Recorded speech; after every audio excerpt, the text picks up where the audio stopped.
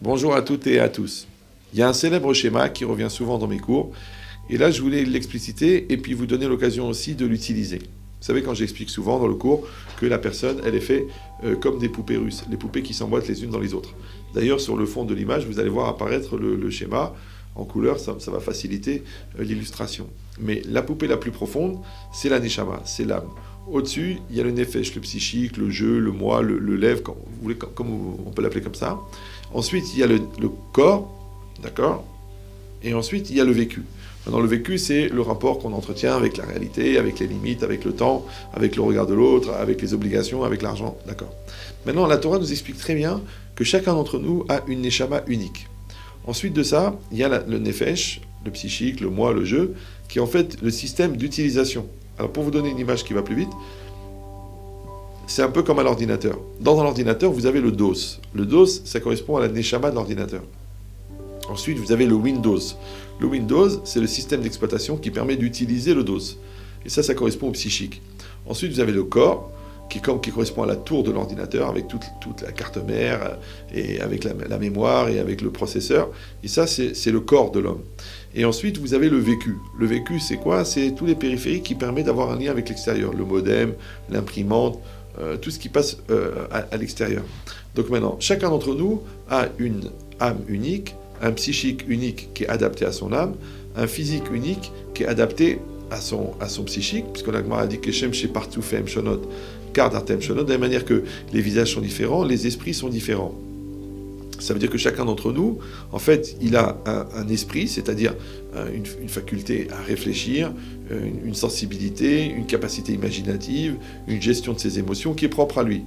Maintenant, ces outils-là, ils vont être les outils qui vont permettre d'utiliser l'impulsion de la neshama. C'est-à-dire que l'âme, en elle-même, elle est divine, elle va produire une certaine impulsion. Cette impulsion d'énergie, quand elle arrive au niveau du psychique, on l'appelle en hébreu le ratson, ce qu'on appelle la volonté.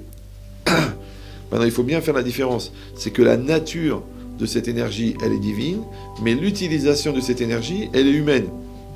Ça veut dire que quand je dis « je veux », en vérité, c'est mon moi, ma conscience humaine, qui va utiliser une énergie divine qui me traverse. Ensuite, cette énergie, je la distribue à l'intérieur de mon corps, et là, elle va s'appeler la motivation, c'est ça ce qui me fait courir. Ensuite, cette énergie, je vais la distribuer à l'intérieur de mes choix, de mon vécu, et là, ça va s'appeler la détermination. Alors, toujours, je vous donne cet exemple, c'est un peu comme le courant électrique. Le courant électrique, il est dans le mur. Si vous le branchez sur le frigo, eh ben, il fait du froid. Si vous le branchez sur le four, il fait de la chaleur. Si vous le branchez sur la chaîne IFI, il fait de la musique. Mais c'est le même courant.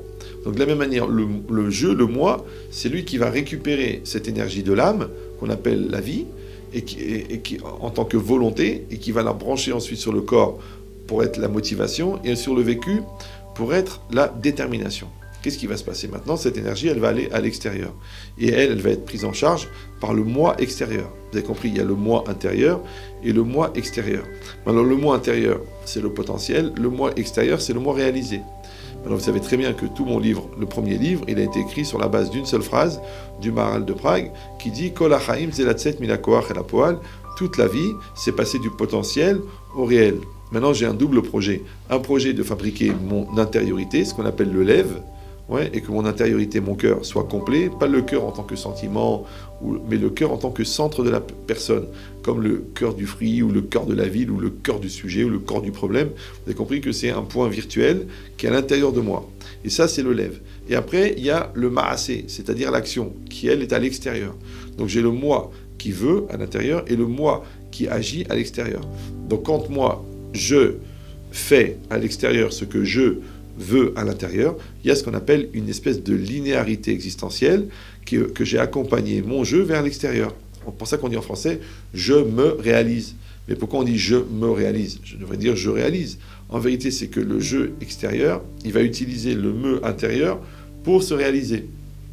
Maintenant, quand le jeu intérieur et le jeu extérieur sont réalisés, on appelle ça en français « être soi-même », le même que soi. D'accord ? En hébreu, ça s'appelle « toho » Kebaro, mon intériorité est comme mon extériorité. Ça y est, les deux sont les mêmes.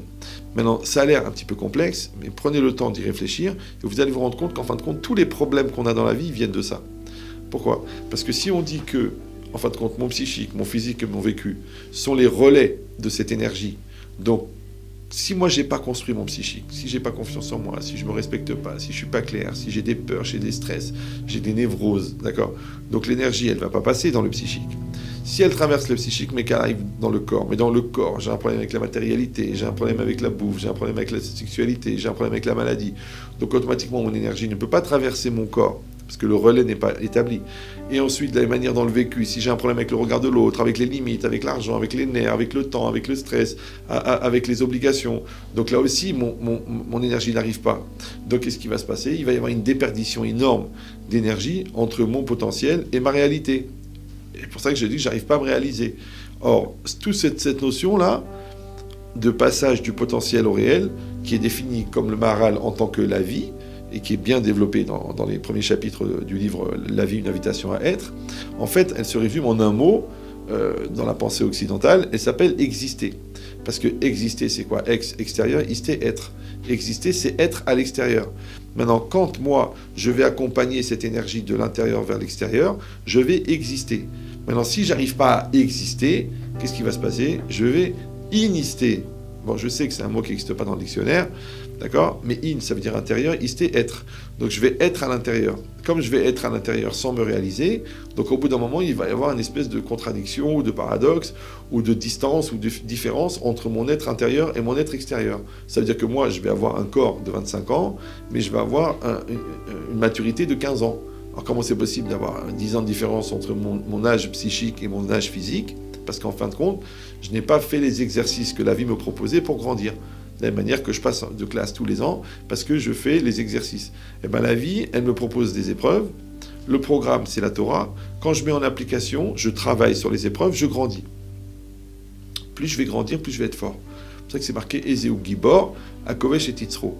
Qui est l'homme fort? Celui qui maîtrise son Yetzer Hara. Comme ça, c'est marqué dans Pirkei Avot. Mais revenez, on réfléchit. Gibor, en hébreu, ça veut dire fort, et Gever, ça veut dire adulte. Donc en fait, quand on dit Ezeu Gibor, ça veut dire qui est un adulte. La logique, c'est quoi? C'est que moi, plus je suis Midgaber, c'est-à-dire plus je me renforce, plus je suis Romed Benisayon, puisque je me tiens dans l'épreuve, donc j'assume l'épreuve, et ben ça me fait grandir. D'accord, je passe l'examen, je passe de niveau, je fais mes devoirs en classe, je passe de classe.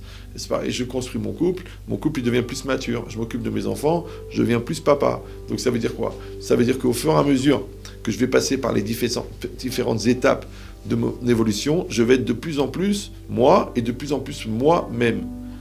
Alors si on comprend ça, ça veut dire qu'il faut être dans cette dynamique-là perpétuelle d'évolution pour être en fin de compte juste à la hauteur de la réalité qui est en face de moi, puisque dans la Emouna, j'ai compris que ce que Dieu m'envoie, c'est adapté à moi, et que mais moi aussi, je dois être adapté à la réalité qu'Hachem m'envoie. Donc c'est pas seulement de croire et d'accepter que ce qu'Hachem m'envoie, c'est adapté à moi, c'est aussi que moi, je dois évoluer pour pouvoir être adapté à ce que Hachem m'envoie. Il dit, ce travail perpétuel entre moi et ma réalité, c'est ce qu'on appelle en français la vie. Ok, vous avez compris.